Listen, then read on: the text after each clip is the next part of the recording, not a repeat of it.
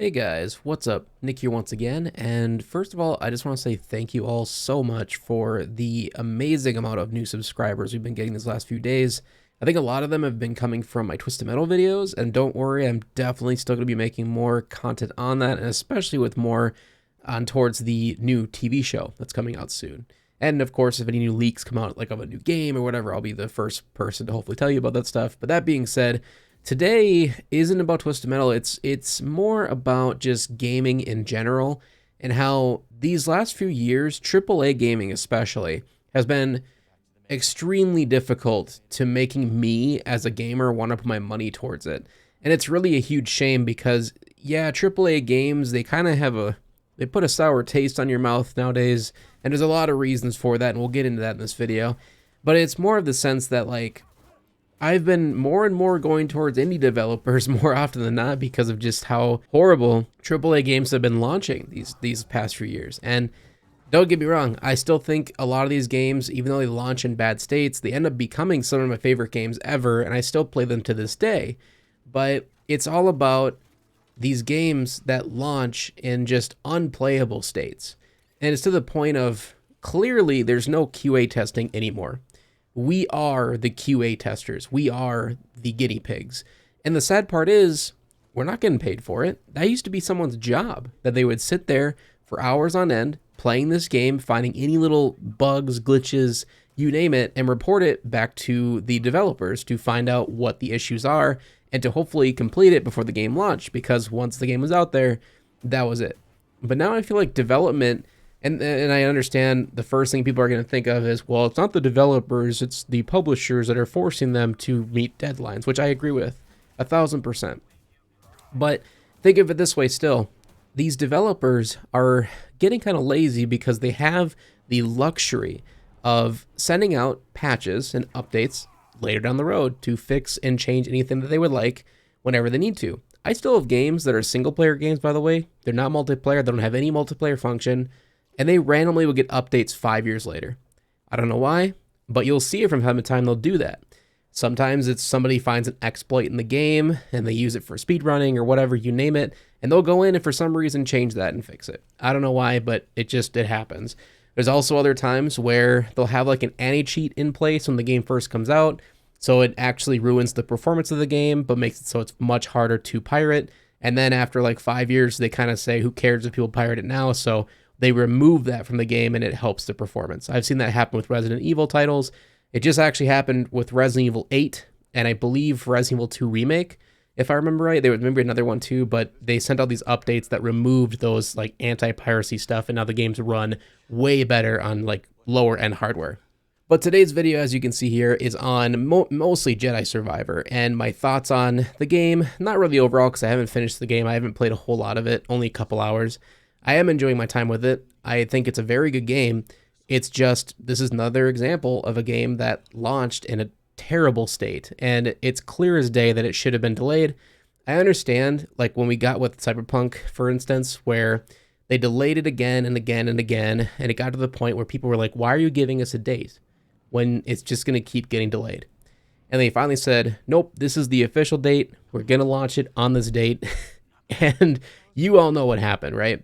It launched on the date they said, but clearly it was not finished. It was not ready. And can you really blame CD Projekt on that? I mean, to a degree, yes, because they're the ones making the date and they're the ones developing the game, right? And they're taking their time with it. But I've always agreed, quality over quantity. I will wait as long as it needs to for a game to be perfect. Case in point, Resident Evil 4 Remake. Am I going to say the game's perfect? I mean, it does have issues, of course. No game is ever going to be a 10 out of 10 perfect, no matter what way you look at it. But to me, as a lover of the original Resident Evil 4, Resident Evil 4 Remake is a 10 out of 10 experience. They just did everything I ever wanted to. They enhanced the experience so much more, made the gameplay so much more fluid, and it gave me so much more replayability where I've put over 100 hours into the game. And it just goes to show that when somebody, like a developer, puts that much passion into their game and they make sure when the game launches, it is in pristine condition, it runs on every platform, it has no hiccups. That game even ran at 60 FPS on Steam Deck. I mean, come on. And that's a AAA title, by the way, in 2023. and it ran flawlessly out the gate. And it just goes to show that the care and love they put into it, but they took their time. I mean, this game was in development for like 4 years, I think, maybe 3 years. But they hinted at it and teased it over the last like 3 or 4 years, that it was coming, and we waited and we waited and we waited very patiently, and we got rewarded for it. Now, Jedi Survivor already was delayed once, and I understand that people would have been, of course, upset if they came out and Respawn said, yeah, we need another week or a month or 3 months, whatever, right? People would have been rightfully upset. However, I know any one of you, if you are a fan of a game or excited about a game that's going to be coming out soon, you want it to be a good experience. So if a developer is delaying it only because they need to work on it to make sure it runs flawlessly, I'm fine with that. I don't care how many times you have to delay it. Just do it until the game is fine. But I think, and again, this could come back to publishers forcing the developers to push the game out, and I get that. But I really do feel more often than not, it's just they're afraid of backlash. They're afraid of people canceling the pre-orders. They're afraid of people getting mad because of just constant saying, we got to push it out longer, constant delays, and these people are going to get mad. But I'm sorry, those people who get mad about it are not true fans. They're not true supporters. If they end up actually stopping their pre-order because they pre-order in the first place, that's on them. They're idiots.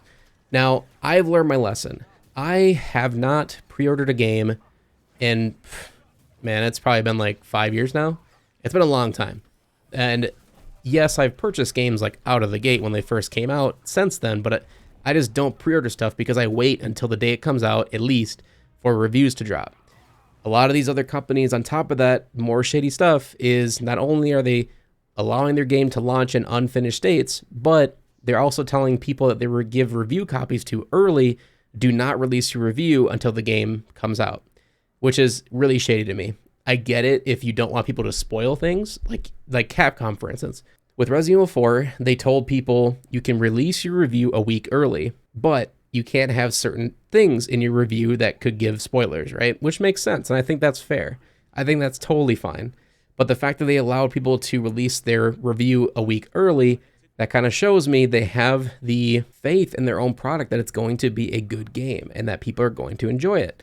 Whereas when you have companies saying, nope, you cannot release your review until the game is out, that kind of is a little sus to me. It kind of tells me that the company knows there's going to be issues. People are going to complain. Maybe even the reviewers, they probably are complaining about the game, and they don't want to lose pre-orders. They don't want to risk negative reviews.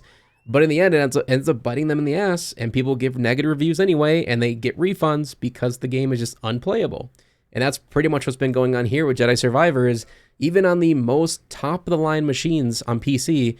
Now, don't get me wrong, there has been issues on console. I know people on PS5 specifically have been having a lot of issues with the game too, with stuttering, crashes, and a lot of weird graphical glitches with HDR mode. But that settling it aside, it's the best way to experience the game at the moment.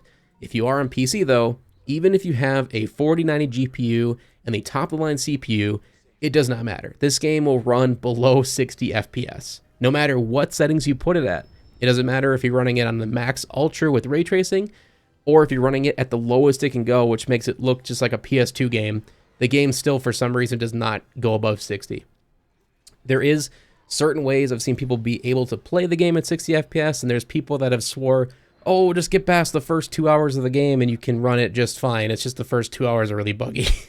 And it's like, don't give them a pass. I don't understand why people love, like, I get why Respawn is loved and they have a lot of great games behind their catalog. I get that. But no company, no matter how good their games have been, just like CD Projekt Red, who's made amazing games, they got all the backlash they deserved with Cyberpunk.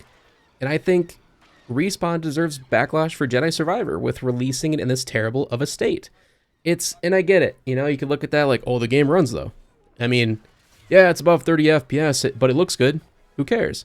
And to a degree, I understand and I agree with you. Yeah, the game is playable, sure. But if I'm paying all this money for a computer that's supposed to run any game the way it's supposed to be the best of the best, I should be able to play this game at the way it was meant to be played and to be able to get a constant 60 FPS at least in 2023.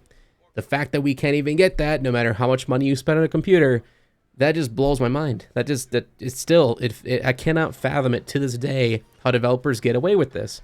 And I'm so thankful that people are speaking out about this. I know there's still these dick riders that will come out and be like, you're just being a baby, you're crying about it for no reason, no one's listening to you. No, screw those people. If you are one of those people, just keep your mouth shut and let people talk. Okay? Everybody deserves to talk. Everybody deserves to have an opinion. And if you're paying hard-earned money for a game, it should work. It should run out of the gate. I'm sorry. It's just these games need to stop launching in such broken states. I will give a pass to any developer if they are brand new to the scene, it's their first ever game launch, whatever, or they're an indie developer who have not a whole lot of budget and they had to get the game out of there and they marked it as early access. You know, that's a difference, a caveat. That's saying, yeah, this game is going to have glitches, it's going to have bugs, but we're aware of it, right? That's understandable. That's not what I'm talking about here. These are AAA titles, $1 million budgets, and they are talked about for months and years prior to the release, and they just release it without even a second thought. And that just blows my mind. It's a full price $60, $70 game, whatever they are now. Come on, you guys have the money, you have the resources, just hire some QA testers. I'll do it for free. I don't care, as long as I get to play the game early. like just stop making us your guinea pigs. Stop making us your QA testers who have to pay for the game early to play it, and it's not even in a playable state. That's mainly my main point. So what are your guys' thoughts on this? Do you think this is okay? Do you think this is just something we got to deal with nowadays, since we can, yeah, the game will be fixed. It's not like it's going to be broken forever. It will be fixed, but it could take a few weeks. It could take a few months. We don't know. And that's what's so sad, is like, you pay a game early, you want it as fast as possible, and you can't even do that. So in my opinion, I would have rather just had it delayed and had to wait like everybody else to play a game that runs the way it's supposed to. So yeah, I'm really curious. Do you guys feel the same on this? Do you think I'm overreacting? Do you think it's not that big of a deal? Whatever. I mean, and again, this doesn't just have to deal with Jedi Survivor. If you don't care about the game, that's understandable. I'm talking about in general. If there is a game that you are passionate about, and if it comes out in a terrible state where you can't even play it, would you be angry? Be honest. I'm really curious. So that's pretty much it. That's my rant for today. Hope you guys have a good one. Leave a like to show your support as always, and hope to see you guys in the next one. Peace.